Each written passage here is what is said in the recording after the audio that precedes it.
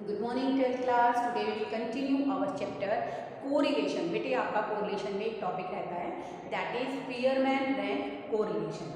Spearman rank correlation बेटे 1904 में 1904 के अंदर बेटे एडवर्ड चार्ल्स ने 1904 के अंदर बेटे चार्ल्स एडवर्ड स्पीयरमैन ने इस फॉर्मूले को डेवलप किया था ताकि जो क्वालिटेटिव एट्रीब्यूट्स हैं उनको भी हम लोग क्या कर सकें, मेजर कर सकें। तो देखो बेटे in 1904 Charles Edward Spearman developed a formula to calculate coefficient of correlation। coefficient of correlation को निकालने का एक फॉर्मूला डेवलप किया। This is known as Spearman rank correlation. इसमें हम लोग जो क्वालिटेटिव वेरिएबल्स होते हैं ना उन सबको क्या करते हैं, मेजर करते हैं। अब देखो बेटे इसी मेथड का नाम क्या है, इसको पॉपुलरली हम लोग क्या कहते हैं, रैंक डिफरेंस फॉर्मूला या स्पीयरमैन रैंक कोरिलेशन। ओके, यहाँ पर बेटे these variables are known as qualitative variable, bravery, wisdom, virtue, etc। तो बेटे इसके थ्रू हम लोग क्या कर सकते हैं, जो भी हमारे क्वालिटेटिव वेरिएबल्स हैं जैसे ब्रेवरी है बेटे, विजडम है, उसको कैलकुलेट कर सकते हैं। बेटे बहुत ही सिंपल मेथड है, इजी कैलकुलेशंस हैं बच्चों इसके अंदर। यहाँ पर बेटे 3 पॉइंट्स बनते हैं, 3 मेथड बनते हैं। First, when rank are given, when ranks are not given, when rank are the same। this is the formula to calculate in 2 methods। okay, that is RK। RK माने rank correlation, ठीक है ना बच्चों। 1 minus 6 summation d square, deviation का square, this is known as d square। और n का मतलब क्या है बच्चों, n माने number of observations, कि कितने ऑब्जर्वेशन हमने किए हैं। इसी बेटे फर्स्ट पॉइंट को मैं यहाँ पर क्लियर करूंगी। जैसे देखो बेटे एक ब्यूटी कॉन्टेस्ट के अंदर बेसिकली रैंक्स प्रोवाइड किए गए हैं, जहाँ पर 5 जो बेसिकली पार्टिसिपेंट थे उन्होंने पार्टिसिपेट किया, तो बेटे उनको रैंक कैसे दिए गए हैं, 2 1 3 4 5। 4 बढ़ी से कुछ भी ले लीजिए बेटा, 3 2 1 5। ओके, तो बेटा यहाँ पर हम लोग निकालेंगे डेविएशन। डेविएशन का मतलब क्या होता है बच्चों, R1 माइनस R2। ये रैंक आपको गिवन है, रैंक को हमने क्या मान लिया बच्चों, फर्स्ट रैंक को हमने मान लिया R1 और सेकेंड रैंक को बेटे हमने मान लिया R2। कैसे निकालोगे, R1 माइनस R2। तो बेटा ये आ गया हमारा -1, ये भी आ जाएगा बच्चों -1, 2, ये आ गया बेटे -1 और ये आ गया हमारा 1। हमें फॉर्मूले में चाहिए बच्चों डी स्क्वायर, तो हम लोग यहाँ निकालेंगे क्वेश्चन के अंदर डी स्क्वायर। डी का स्क्वायर करेंगे 1 1 4 1 1। ओके, इसका समीशन डी स्क्वायर का बेटे हम लोग करेंगे टोटल। टोटल है बच्चों हमारा इसके अंदर 6 और 2 8। ठीक है बेटे, कितना आ गया, 6 और 2 8। अब आप इसको फॉर्मूले में कैसे अप्लाई करेंगे, आर के 1 माइनस 6 फॉर्मूले के अंदर है, that is 8। Number of observation है बच्चों 5 की 3 माइनस 5। नेक्स्ट स्टेप क्या रहेगा आपका, 1 माइनस 48, ठीक है, 125 इंटू कर इसको करोगे तो कितना आ जाएगा बच्चों, 120। और आप इसको क्या करेंगे बेटा, इसे सॉल्व कर लेंगे तो बेटा ये आ जाएगा हमारा 120 एलसीएम, 120 माइनस 48, ये आ जाएगा बच्चों हमारा 72 डिवाइड बाई 120। और आप इसको सॉल्व कर लेंगे। That is our first method when rank are given. करेंगे when rank are not given. बेटे जब रैंक गिवन नहीं होता तो हमें मार्क्स गिवन होते हैं, तो उस केस में बेटा हम लोग देंगे रैंक। रैंक को बोलेंगे R1। बेटे एक बात आपको ध्यान रखनी है बच्चों इसके अंदर कि बेसिकली जब आप रैंक देंगे तो आप रैंक देने का सेम मैनर फॉलो करेंगे। सेम मैनर फॉलो करने का अर्थ यहाँ पर क्या है बच्चों, कि आप लोग जब इसको बेसिकली डील करेंगे तो आप अगर असेंडिंग में दे रहे हैं तो आप असेंडिंग में रैंक देंगे, आप डिसेंडिंग में रैंक दे रहे हैं तो दोनों सीरीज में आप क्या करेंगे, डिसेंडिंग में रैंक देंगे। अब देखो बेटा रैंक कैसे देंगे, जैसे हम इसको दे रहे हैं असेंडिंग ऑर्डर में 1 2 3 4 और 5। ठीक है बच्चों, ऐसे इसको देंगे आप 1 2 3 4 5। अब आप निकालेंगे डी पिछले क्वेश्चन की तरह, 1 minus 1 0 minus 1 plus 1 plus 1 minus 1। Okay, आप इसका स्क्वायर करेंगे 0 1 1 और लास्ट बनेगा आपको 1। ठीक है बच्चों, समीशन डी स्क्वायर आप निकालेंगे 4, फॉर्मूला अप्लाई कीजिए, R K is equal to 1 minus 6 summation T square N के क्यूब माइनस एन के R K 1 minus 6 summation T square आया बच्चों हमारा 4, ओके। देन एन की क्यूब, एन कितना लिया है हमने 1 2 3 4 5 की 3 माइनस 5, ओके।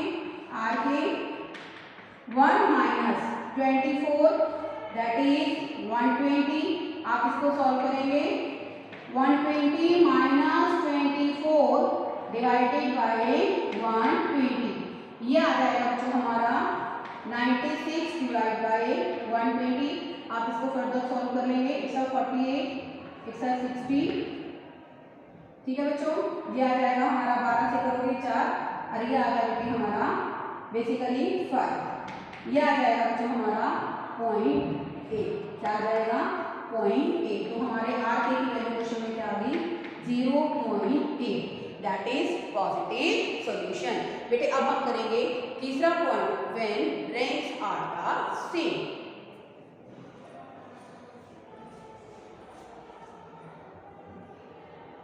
करेंगे पॉइंट हमारा व्हेन रैंक्स आर सेम। कई बार बच्चों जब मार्क्स सेम होंगे तो ऑब्वियसली बच्चों रैंक भी क्या होते हैं, सेम होते हैं। जैसे देखो बेटे यहाँ पर हम लोग अगर रैंकिंग देंगे 1, सेकेंड को देंगे 2, 3, अब देखो बेटे ये और ये क्या हो रहा है बच्चों, रिपीट हो रहा है, मार्क्स देखो क्या होंगे 4 5 6, ठीक है बेटे। आप इसको यहाँ पर वर्किंग नोट से करेंगे 4 5 6, 3 को एवरेज करोगे 3 से डिवाइड करोगे, यह आ जाएगा बच्चों हमारा 15 डिवाइड बाय 3 5। इसका मतलब बेटे जहाँ भी हमारा 8 है वहाँ पर हम लोग क्या रैंकिंग करेंगे 5। दोबारा से देखो बेटे 1 2 3 इसको मिला, इसको 4 मिलता, इसको 5, इसको 6, ओके। तो मैंने इनका एवरेज कर दिया क्योंकि सबको क्या दे दिया मैंने, equal rank they, that is 5 5 5। अब यूं देखो बेटे 6 रैंक को हमने यूज कर लिया है, then the next rank that will be 7। Next rank क्या हो जाएगा बच्चों 7।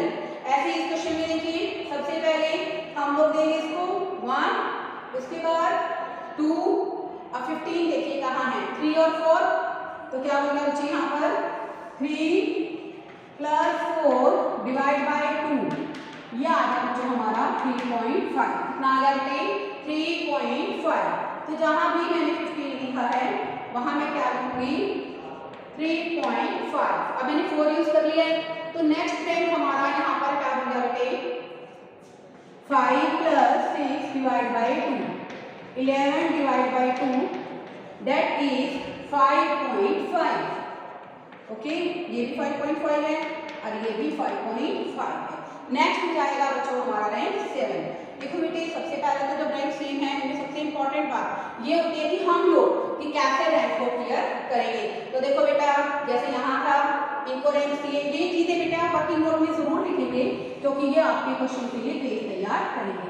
उसके बाद हम निकालेंगे डी निकालिए R1 माइनस R2 माइनस 1.5 1, ये आ जाएगा बच्चों प्लस 1.5, ये आ जाएगा बच्चों plus 1.5, that is minus 2 and that is अगर हम लोग 5 में से इसको डिवाइड करेंगे बेटा माइनस 0.5, इसको स्क्वायर करेंगे 0, 2.25 1, 2.25 2.25 4 और ये आ जाएगा बच्चों हमारा 0.5। अब समीशन डी का हम लोग करेंगे स्क्वायर, ठीक है। समीशन डी के स्क्वायर का हम लोग करेंगे टोटल बनेगा बेटे 2 3 2 5 7 4 11 तो ये हो गया बेटे और ये बेटे टोटल बन गया हमारा 12। कितना बन गया 12, एक बार चेक कर लीजिए 2 3 5 7 4 11 और ये सब मिलकर बन गया बेटे 12। तो देखो बेटे यहाँ पर रैंक कोरिलेशन का फॉर्मूला थोड़ा ध्यान से समझना बच्चों, 1 minus 6 summation T square N की क्यूब माइनस एन की क्यूब माइनस एन। अब बेटे कितनी बार रिपीट हुआ 1 2 3, तो यहाँ पर बेटे ये चीज आप जो मैं लिख रही हूँ एम एम 1/12 एम की क्यूब माइनस एम, ये 3 बार आ जाएगी 1/12 एम की cube minus M plus 1/12 M की क्यूब माइनस एम। अब क्वेश्चन राइज होता है कि एम का मतलब क्या है, कितनी बार रिपीट हुए हैं।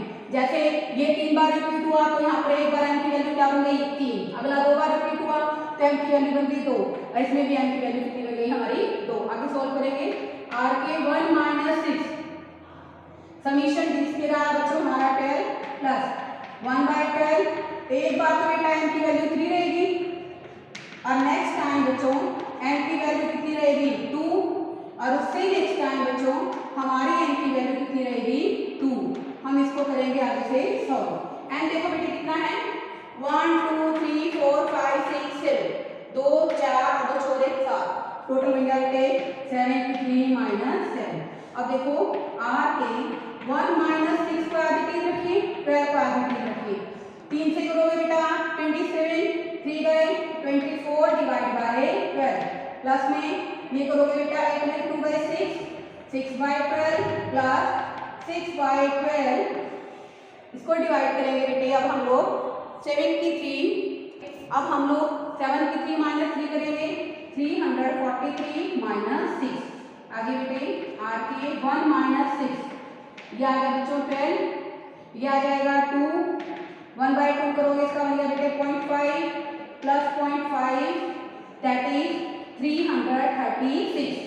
आर के 1 माइनस ये आ जाएगा बेटे हमारा 15, 6 इंटू में 15 और 336। आगे आप इसको सॉल्व करेंगे, कैसे सॉल्व करोगे बेटे 336 माइनस 90 डिवाइडेड बाय 336, देन हमारा आ जाएगा बच्चों 246 divide by 336 and our answer of rank correlation that is 0.73। कितना आएगा 0.73। अब देखो बेटे ये सबसे इंपॉर्टेंट पॉइंट है जो मैंने अब कराया है रैंक्स आर रिपीट का, इसको अच्छे ढंग से समझिए। इसके बाद बेटे आपका थ्योरेटिकल पोर्शन रहता है।